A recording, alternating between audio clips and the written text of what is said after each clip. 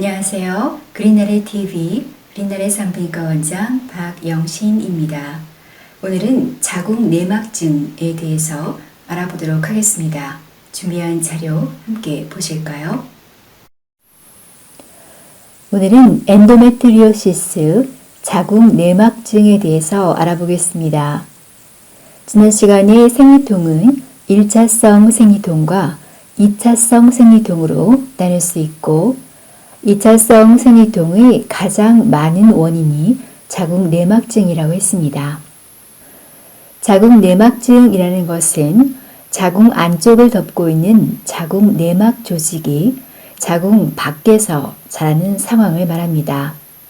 가장 흔한 장소는 난소와 나팔관, 복막 등으로 생리를 할 때마다 여기서도 피가 나게 됩니다. 여성의 약 11%에서 자궁 내막증이 있는 것으로 추정하고 있습니다. 주로 가임기 여성에게 많아서 30, 40대에 가장 흔하지만 드물게는 초경 전이나 폐경 후에도 있을 수 있습니다. 흔한 증상은 통증과 불임입니다. 생리통이 70%에서 있고 만성적인 골반통이 50% 정도에서 있습니다. 그 외 성교통, 배란통이 있을 수 있습니다. 불임 여성의 약 3분의 1이 자궁 내막증을 앓고 있고 자궁 내막증을 갖고 있는 여성의 약 40%가 불임을 호소합니다.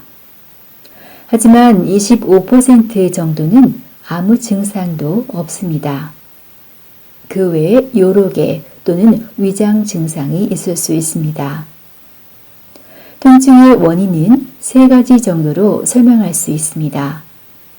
자궁 내막증 병변이 호르몬 자극에 반응하여 생리할 때 출혈이 있게 됩니다.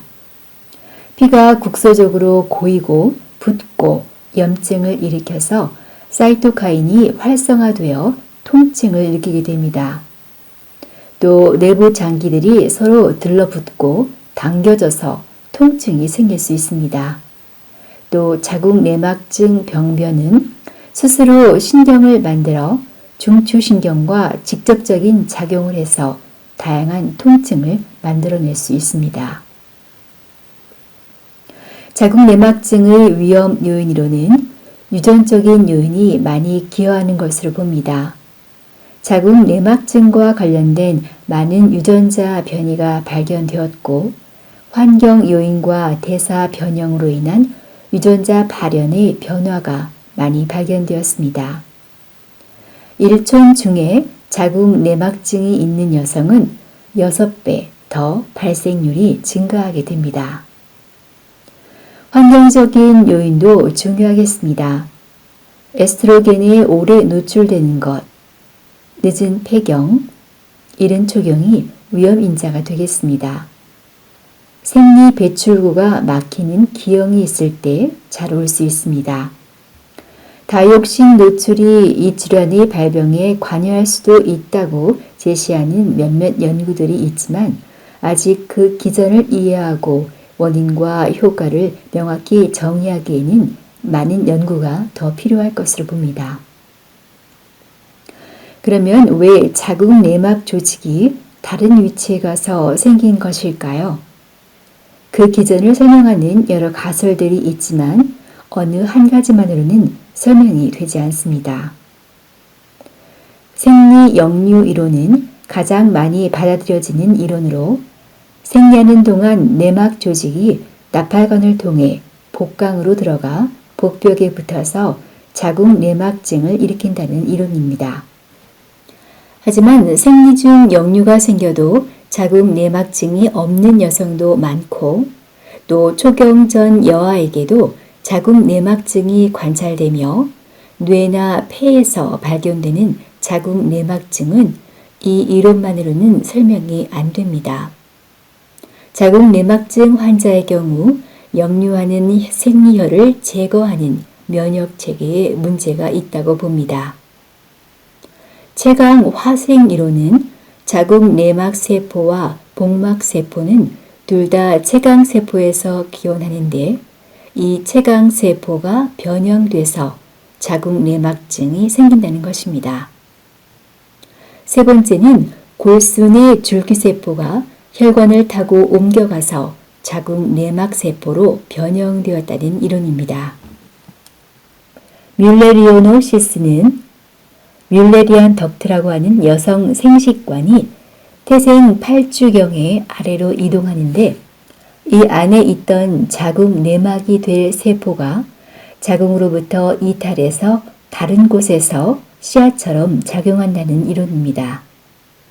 교외, 자가면역, 산화 스트레스, 환경 독소 등이 기여한다는 이론도 있습니다. 자궁내막증이 가장 잘 생기는 부위는 난소, 나팔관, 자궁을 지지하고 있는 인대 조직, 자궁 바깥면입니다. 그 외에 질, 자궁 경부, 외음부, 장, 방광, 수술 상처 부위 등에도 생길 수 있고 드물지만 복강을 벗어나서 폐나 뇌, 피부에도 생길 수 있습니다. 폐에 생기면 생리를 할 때마다 객혈을 하게 되는 기이한 증상이 생기게 되는 것입니다. 난소의 자궁내막증이 계속 커져서 혹을 형성하면 특별히 자궁내막종이라고 부릅니다. 얇은 막이에 둘러싸여 있고 안에 초콜릿색의 피가 고여 있어서 초콜릿 시스트라고도 부릅니다. 자궁내막증 환자의 17%에서 44% 정도에서 발견되고 자궁내막증이 많이 진행된 것으로 봅니다.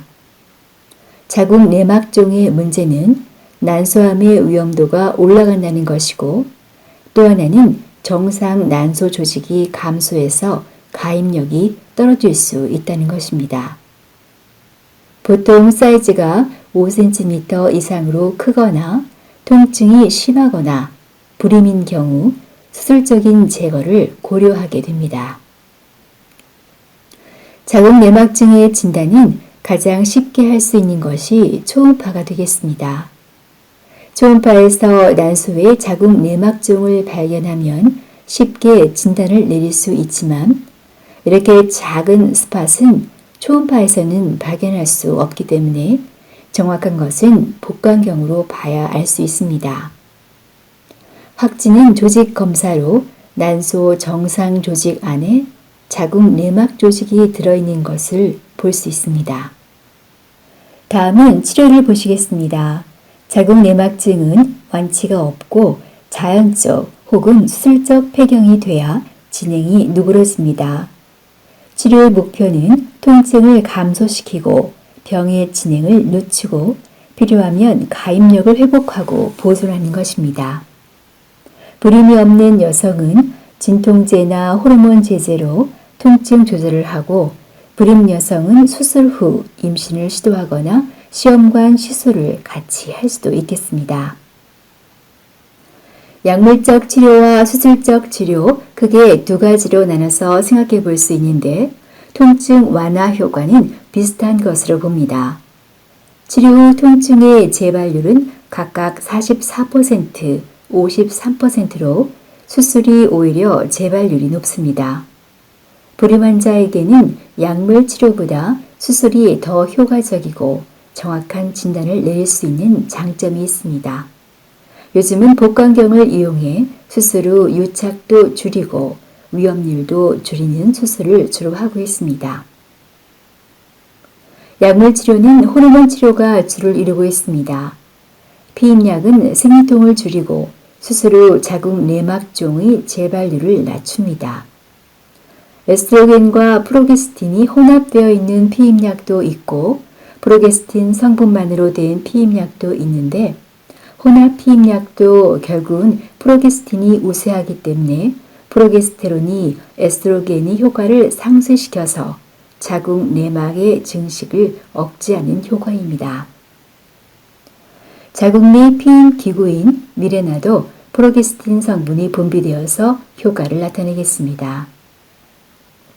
다나졸은 안드로겐 활성도를 나타내는 스테로이드인데 털이 많이 나거나 목소리가 변하는 등 남성화 증상이 나타나는 부작용이 있어서 최근에는 많이 사용하지 않습니다. GnRH 조절제는 효능제와 억제제가 있는데 둘 다 에스트로겐 수치를 낮춤으로 효과를 나타냅니다. 주사제로서 수술 전후에 재발 방지 목적으로 사용하는데 장기간 사용할 시 골다공증, 심혈관계 질환의 위험도가 증가할 수 있습니다. 엄마들이 딸들 키 크게 한다고 생리 미루는 주사를 맞추시는데 그게 바로 이 루프론입니다. 키 몇 cm 크게 하기 위해서 위험한 주사를 맞추는 것입니다. 아로마타제 억제제는 테스토스테론이 에스트로겐으로 바뀌는 것을 막아서 에스트로겐 수치를 낮추는 것인데 보통 유방암에 사용되는 약물로 자궁 내막증 치료에 적용해 볼 수도 있다고는 하지만 안면 홍조 등 폐경 증상이 나타날 수도 있습니다. 다른 약물로는 통증 조절을 위한 엔세이드, 아편계 진통제 등도 있습니다. 한약이 효과가 있었다는 보고도 있지만 대개 표본수가 작고 연구 방법의 질이 많이 떨어져서 좀 더 질 높은 연구가 필요합니다. 수술에 대해서 보시겠습니다.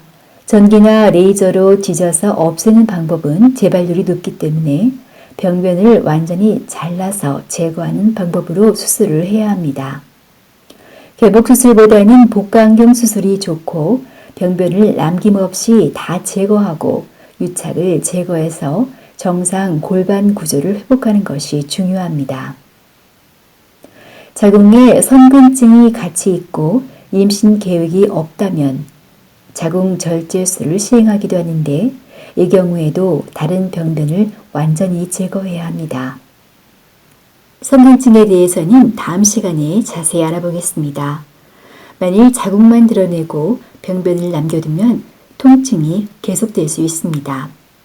수술 후 유착이 발생하는 경우가 55%에서 100%까지도 있다고 하는데 이로 인해 불임, 만성 골반통이 생길 수도 있습니다. 수술 후 자궁 내막증이 2년 내 21.5%, 5년 내 40에서 50%가 재발합니다. 생리통은 수술 후 1년 이내에 30%가 재발합니다. 자궁 전 절제술과 양측 난소 나팔관 절제술을 해도 자궁 내막증이 10%에서 재발합니다. 그래서 보통 수술 후에 재발 방지 목적으로 약물 치료를 장기간 지속합니다.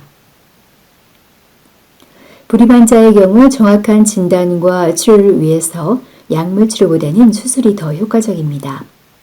병변을 완전히 제거하되 난소의 정상 조직을 다치지 않고 잘 보존하는 것이 중요합니다. 많은 경우 시험과 나기를 함께 시행합니다. 최근에는 수술 전에 GnRH 효능제를 장기간 투여한 경우 임신율이 더 높았다는 연구 결과도 있습니다. 지금까지는 현대의학적 치료였다면 기능의학적인 치료는 결국 에스트로겐 우세증을 교정해주는 치료가 되겠습니다. 에스트로겐이 우세하면 병변은 계속 더 악화될 수밖에 없습니다. 도움이 될 만한 식물이나 영양제는 아마씨, 콩, 양송이버섯, 포도씨 추출물, 적포도주, 십자학과 채소, 생선 기름, 로즈마리 등이고 해로운 것은 비만, 고탄수 다이어트, 흡연, 염증, 환경호르몬 등입니다. 자세한 것은 제가 오래전에 올린 에스트로겐 우세증 동영상을 참고하시기 바랍니다. 그리고 에스트로겐 효과를 상쇄시키기 위해서 합성 프로게스틴이 아닌 천연 프로게스테론을 이용해서 자궁 내막증의 증식과 악화를 방지하는 것이 좋겠습니다. 오늘 영상도 끝까지 시청해 주셔서 감사합니다. 다음 시간에는 선근증에 대해서 공부해 보도록 하겠습니다. 많이 기대해 주시고 시청해 주세요. 감사합니다. 안녕히 계세요.